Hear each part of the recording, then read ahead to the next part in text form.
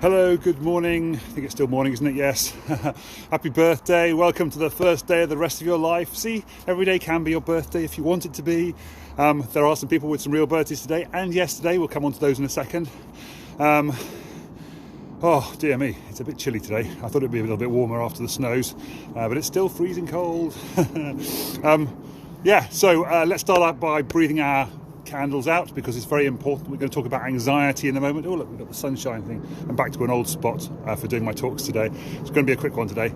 Yes, we're going to talk about anxiety. Blinkist, not really book of the day. It's a book from a little while ago, but it's the one I listened to today. The link is in the description, so feel free to go and find that out. If you're a Blinkist member, or if you're not using Blinkist at the moment, you can probably listen to it for free for the next 30 days or something. You get a free link or something. I don't get anything for you signing up, unfortunately, but feel free to do that. Let's start with a breathing exercise though, because we are going to talk about anxiety in a minute. So this helps with anxiety. If you're feeling anxiety or a potential panic attack, this little breathing technique, which ties in with my every day is your birthday concept. I'm now teaching every time I do this. I would recommend you do this 3 or 4 times, of course, if you're, actually, let's do it 5 times, why not? It makes it into a 5-5-5 technique, or 5-5-5-5 technique, I suppose you could say. Breathe in for 5 through your nose, hold it for 5. That's like breathing into a brown paper bag. And then breathe out through your mouth and blow out all your candles and the cake in front of you and make a wish for the future. Some positive thoughts and try and remember some of your best birthdays as well. So we do it 5 in through the nose, hold it for 5, and then blow out your candles. Yay! And think of some happy thoughts. Make a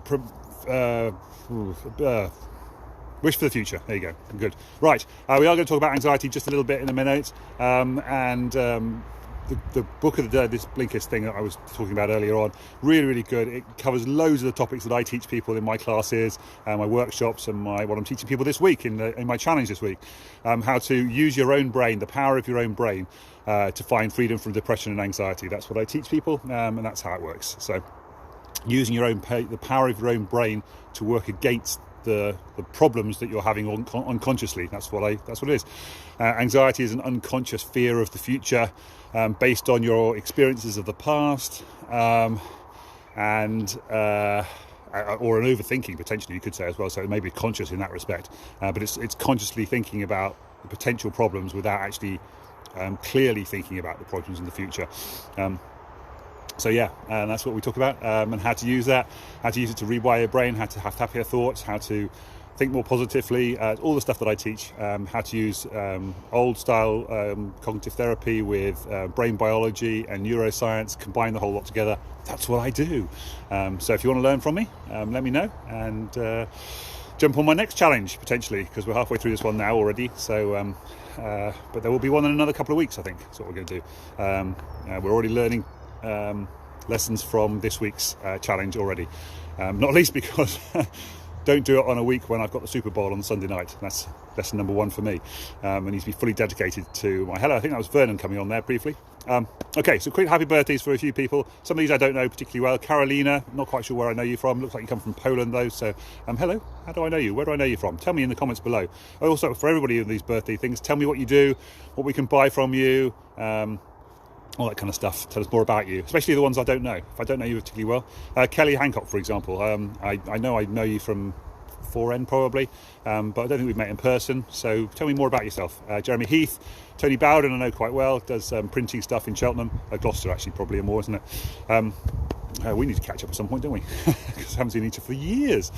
Charlie Robertson, again, recognise the name, not sure where. Graeme Cutler, who I used to work with when I was working pharmaceutical staff, software development. Graeme now lives in Australia, so that's kind of fun.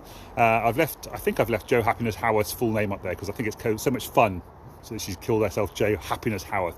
She runs a thing called the Happiness Club, so she deals with anxiety and stuff all the time as well. And Brooke Blanchest, not sure where I know you from, and Gilly Thompson. Is it Gilly Thompson or Gilly Thompson? I guess if you're Irish, maybe Gilly. But anyway, tell me again in my comments below, is it with a G or a G? A G or G? A G or a J?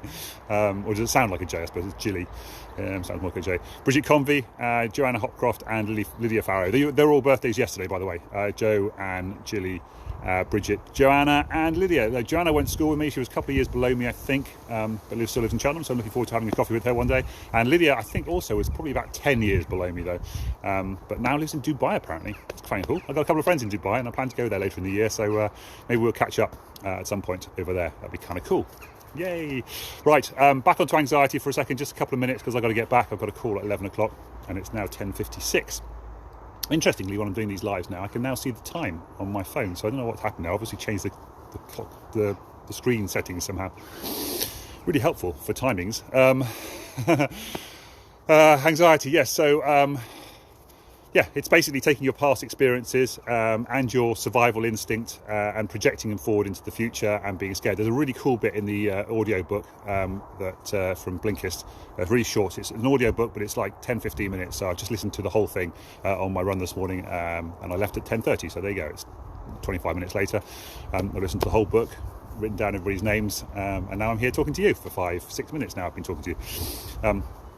Blinkist books of the day are fantastic, well worth doing. You learn so much stuff from them, and in particular this one was particular to me. Gosh, my fingers are really, really cold. I need to get back in the warm. Cool. Anyway, just anxiety. Taking your experiences from the past and projecting them forward into the future unconsciously, without really properly thinking about what the actual consequences are of that future worry that you've got and that future pain that's going on there.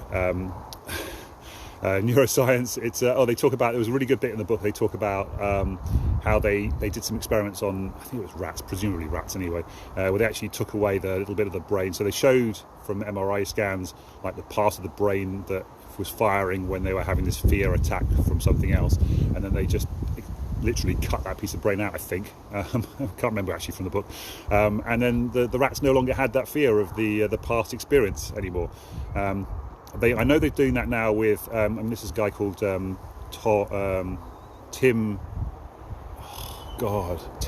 Bliss, Professor Tim Bliss, who actually went to the same school as me as well, Dean Close School in Cheltenham. Is now a professor at UCL and does a lot of work in brain biology and in particular memories and the what's it called? The long-term potentiality, LTP, long-term potentiation, long-term potentiation, which is basically your brain's ability, the actual neurons in your brain forming the connections, and how that actually works, the biology that actually happens and makes that work, so right at the molecular level, and how the more times you fire that connection, it have this thing called calcification, which creates locks in those memories, the connections. So if you've ever seen the neurons, they're never actually really properly connected. They just kind of have a little sort of gap like this, but the chemicals go across the gap and create the connection. But there are things in this side of the neuron, or this side I guess, which have these sort of little fiery things that fire off the memories, and the more times you fire that off, the more it calcifies the pathways on this side of the brain. That means that fires easier. You've heard the term thoughts that wire together or something like that. Basically that's what's going on there. That's how the brain works at a fundamental level. And the more times you repeat something, the more times you say something, the more times you tell yourself the story, the more times you get scared of something, the harder and harder it forms those pathways and builds that automatic pain pathways in your brain. It's like concreting a path on a street across a corner. I always talk about how when you get a building in town, for example, there's a little bit of grass around the edge of the building. People will cut the corner off and wear it down, and eventually it becomes muddy. And the council can either build a path there and just accept the fact that people are just going to walk along the path, or they can put a little fence up and try and stop people, but people will still go across it, or they can put a really bigger fence up there and put signs up and all this kind of stuff to stop people cutting across it, and eventually people will stop cutting across it, and then it will grow up, and the grass will grow up, and maybe put some plants on there, and then they can stop people cutting across that corner if they want to. And that's what's happening in your brain. You have to repeatedly do something new or stop doing the old thing in order to lessen those calcification things on the one side of the brain, so that the pathway across isn't quite so easy, and you can form a different pathway through some different neurons in your brain. Hopefully that makes sense. I've run out of time completely. I'm going to have to go, and so that's what I'm teaching you basically.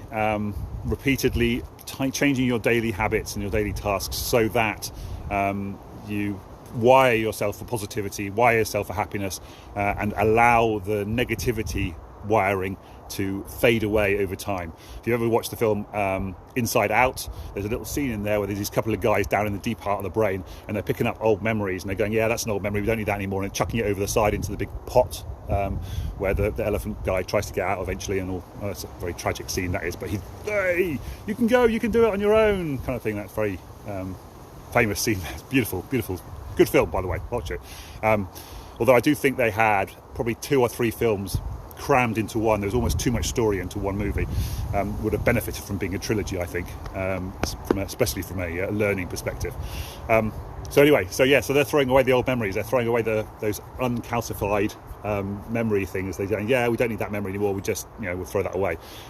It's sort of a metaphor rather than an actual physical, because you don't actually throw things away. It kind of withers away, and doesn't really wither away either, because you can reform new pathways. Because that's the way it works. It's just rewiring. It's like a hard disk on your computer. You delete a file, and then eventually you put new files on top of it, and it just uses the same surfaces, but just puts new information on top of them. And then the old one just doesn't exist anymore. You can't find it. And if you ever know anything about computers, and you put and you delete something on a computer, you can usually get it back. Now, obviously, there's a recycle bin to start with, but even if you delete from the recycling bin, it's still on the hard disk. That's what police will do when they get a hard disk, and they can forensically recover old information and old files from the data, because the memories are still there. Until you overwrite them, and then you can get obviously pieces of software that can overwrite your hard disk multiple times, which then means that the old memories just don't exist anymore. Those things on the thing don't exist anymore. Good morning. So yeah, anyway, a little bit of neuroscience there for you on a Tuesday morning. What is it? Is it Tuesday? It's Tuesday today, isn't it? Yeah. A lot of in-depth brain biology and neuroscience. Anyway, I've got to go because I am freezing to death, and I've got a phone call at 11 o'clock, which I'm not going to make now. Anyway, take care, guys. Have a lovely Tuesday, and I will hopefully see you tomorrow morning. Take care. Bye for now. Whoa, it's cold.